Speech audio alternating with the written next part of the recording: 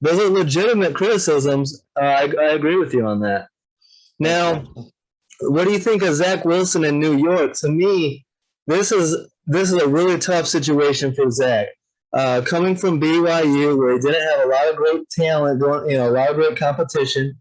Um, Now he's going to the Jets, where the Jets have a long history of not developing young rookie quarterbacks, going all the way back Hmm. to Joe Namath.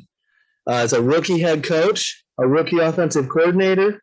I think that Zach Wilson is one of the top guys I have as potential bust. I like his talent and his upside, but it's a little bit scary in New York. What do you think? Yeah, absolutely. I didn't like any of the top three guys at all. To be honest Yeah, with you, Lawrence or Zach Wilson or Trey Lance. We get the Trey Lance too if you want. But Zach Wilson, you hit on some key points there, Alex. Is that first of all, that BYU schedule was a cream puff schedule. yeah, And I look at that and level of competition. If anyone wants to get into scouting, I will tell you does play a role. Now, I'm not going to hold a small school. If somebody goes to a small school, I won't hold that against them, and I won't say that if they had a soft schedule, I won't hold that against them necessarily. But you do look at that. You do look at the fact that how many of these guys was Zach Wilson throwing against would even sniff an NFL workout as a defensive back. yeah. So that was a concern. Another concern was that he was the college ball, which is something I just learned recently, 3 years ago or something. The college football is actually smaller than a regulation, size football. So that was a concern of mine. Very polished mechanically. Looks like Tiger Woods. Someone been working with him, swinging the club since he was 2 years old. Yeah. Very, very polished. You can tell that he's got a great quarterback coach from the time he was probably a teenager. He can go through all the motions. He looks great in the pocket, but that's where it ended for me because to me, the number one thing I look at a lot of times when I look at these college quarterbacks, they all look the same. They all run basically the same system. They're all shotgun. They're all play action every play. It's the same things. What I look at is ball placement is really key for me. And like, for example, when I looked at a Mac Jones, who I love, who was my QB2 in this draft, who's had a monster season so far for New England as a rookie, I could potentially be offensive rookie of the year, whatever you want to call him. Mac Jones, everybody said, well, it's Waddle and it's Smith making him down there. That's what's making him, look so good.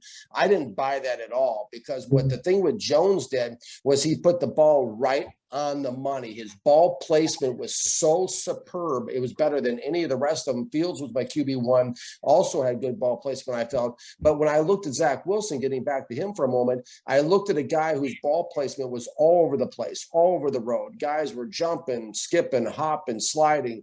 Balls were all over the place on the short to intermediate level, which really scared me. I labeled Zach Wilson pre-draft as an interception machine. It's exactly what he's been so far.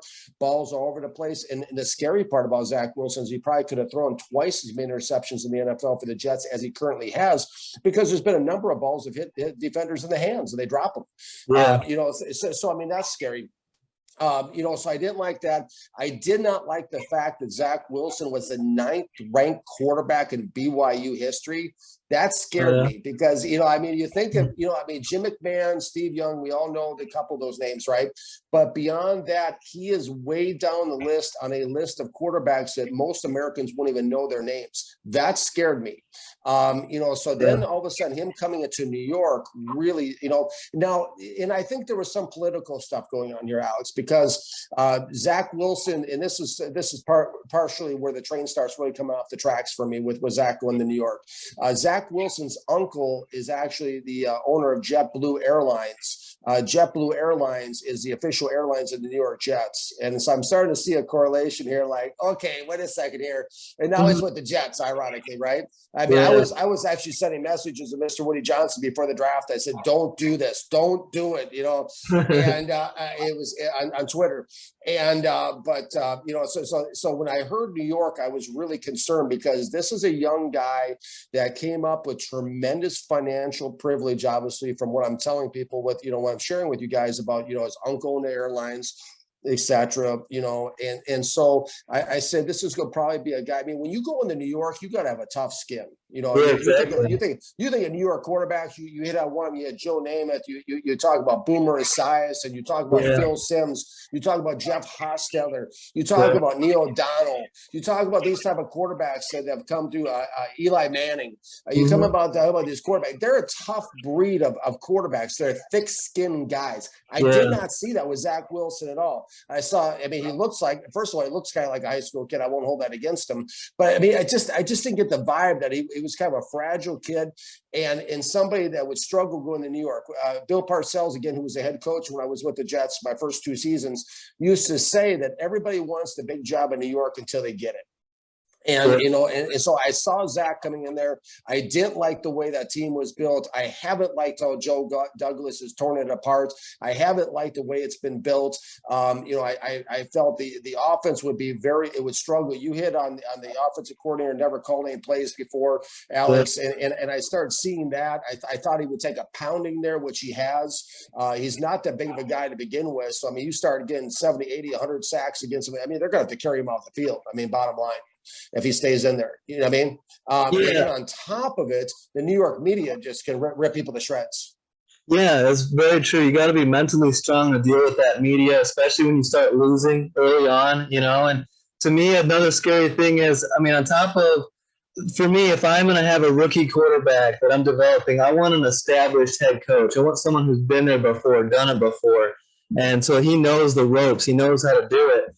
And I just don't trust Mike LaFleur and Robert Saleh. Saleh can be fine for the defense. I just don't know about the quarterback and the offense. Also, with Zach Wilson, you look at BYU. At the start of the 2020 season, who was he? He wasn't talked about at all. He was a nobody.